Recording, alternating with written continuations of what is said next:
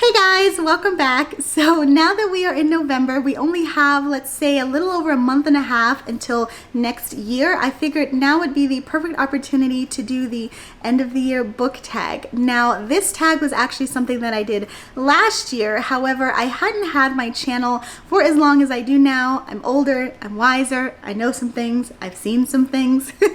But anyway, I thought that it would be fun to do this one because I like to look back about the books that I have read and then also kind of jog my memory about the books that I still have left to read. I will have the questions down below if you want to do the tag for yourself. This tag was created by Ariel Bissett. I'll have the link to her original video as well. So with that said, let's go ahead and jump into the questions.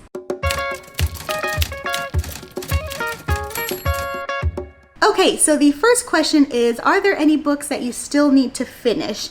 And this one is a little bit tricky for me to answer because I am currently in the middle of a book, but I don't have any specific books that are like half read that I want to pick back up, I guess, before the end of the year. The book that I will say that I am currently reading is Imitation in Death, which is the 17th book in the J.D. Robb's In Death series. And so if I had to kind of give an answer as to books that I want to finish before the end of the year, I will say that I want to try and get through as many of the books in the In Death series before the end of the year. If you've been around for a while, you'll know that I'm taking part in the In Death read-along. And side note, let me just say that I am quite surprised, pleasantly surprised at myself for sticking with a readathon the entire year. Now, obviously that speaks to how intriguing I find this series to begin with, but I gotta be honest, and I'm sure if you guys are part of the bookish community, you might be able to relate, but the beginning of the year, I was super gung-ho and I joined all of these challenges and I had all these grand plans, and then, you know, COVID hit.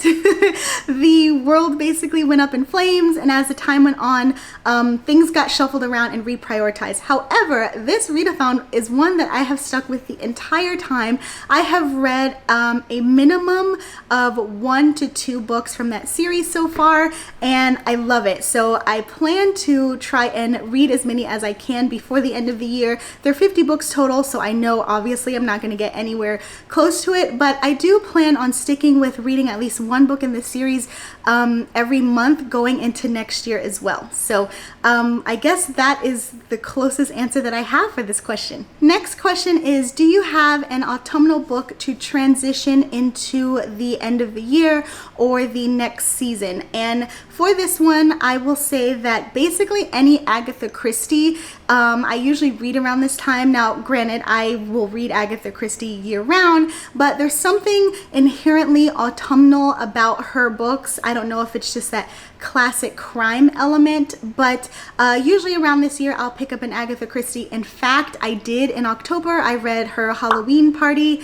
Granted, it wasn't my favorite. However, in years past, I've had more success with her books, and so I'm gonna have to say any Agatha Christie book really. So lately I've been really on my Hercule Poirot, and I am hoping to kind of familiarize myself more with the Miss Marple series. So watch out if you're still watching a year from now to see if I keep the same answer and read an Agatha Christie book, but maybe it'll be Miss Marple instead. Question number 3 is, are there any new releases that you're still waiting for? And the answer to this is yes.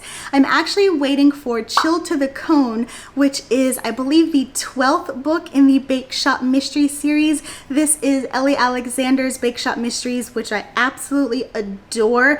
Now, granted, full disclosure, I am not at all caught up with this series, but I was so hooked when I first read the first book in the series that I knew I wanted to basically blow through the series, but I'm trying to do it piecemeal and read them along with the season. So I technically did not finish the first I guess Christmas themed book in the series, and so now Chilled to the Cone, I'm assuming, is the next wintry or Christmas themed one, but that's okay. I'm excited about it nonetheless. I'm trying so hard not to skip around just because I know the book hype will be real and I don't want to like skip the other books just to dive straight into the 12th book, but I do plan on reading it because she is one of those authors who, even though I am not caught up with the series, she's an auto buy. She has become an auto buy for me, and so as soon as the book comes out, which I believe will be end of December, right before we head into 2021,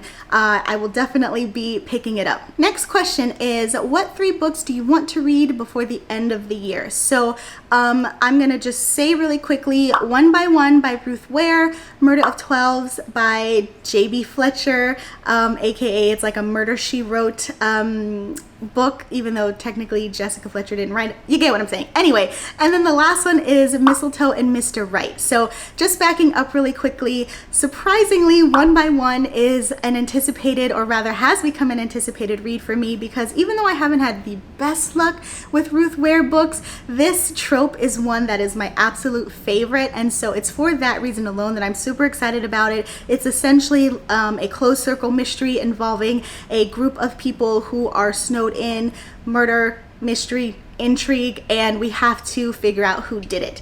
And so kind of continuing on that same trope, the Murder of Twelves, which is the Murder, She Wrote story, is along the same concept. In this case, we have another group of people who are snowed in. I think they're at like some chalet or ski resort. There's a murder that happens, and so we naturally have a small suspect pool for Jessica Fletcher to figure out which one of them committed the crime. Again, this is one of my absolute favorite tropes, and even though both of these books have the same premise, I know obviously they are 2 different genres, just in terms of one being a cozy mystery and then the other being more of a mystery suspense. I'm excited nonetheless, especially because they have that wintry vibe, since they're both taking place in like snow atmosphere. It'll be cold, it'll be chilly. I purposely put off reading either of these until we hit December.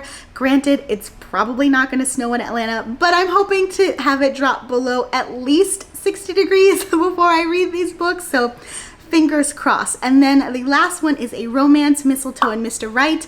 I'm actually going to be taking part in a book club discussion about this in December, so obviously I have to read the book. But even if I didn't have to read the book, this was one that was already on my TBR because it sounds like a really cute contemporary romance. I love the cover, and I'm just excited to read kind of like Christmassy or holiday themed romances. Next question is there a book that you think could shock you and become a favorite of the year? Wow, that one's really tough because I've read some amazing books. I do not think that I am going to read any books between now and the end of the year that are going to top my favorites so far. However, I will say that is there a book that might surprise me and actually become, you know, a top tier book or on the list of like 4 or 5 stars that's memorable? Maybe the Ruth Ware book. Now, the reason that I say that is it would be a huge shocker if I ended up giving this one 4 stars. Definitely if I end up giving it 5 stars, because again, I've read like 3 or 4 of her books before. I DNF'd one of them. The last one that I just read, I ended up giving 3 stars. I want to like her books so bad. And so if this one ends up turning things around and changing my mind, especially because it's dealing with one of my favorite premises, then that would definitely be shocking. So I've got high praise about One by One, but at the same time, I'm not holding my breath, but I am crossing my fingers. Last question. Have you already started making reading plans for 2021? Yes and no. I do have one anticipated read on my list so far, and that is the next ACOTAR book, which is, I believe it's called A Court of Silver Flames. Obviously, I'm super excited about this because I actually just read the series the beginning of this year and I absolutely loved it. So needless to say, the next installment is very high on my list of books that I want to get my hands on. Luckily, we don't have to wait long because I believe it comes out in February. But aside from that book, there aren't any books so far on my must-read list for 2021.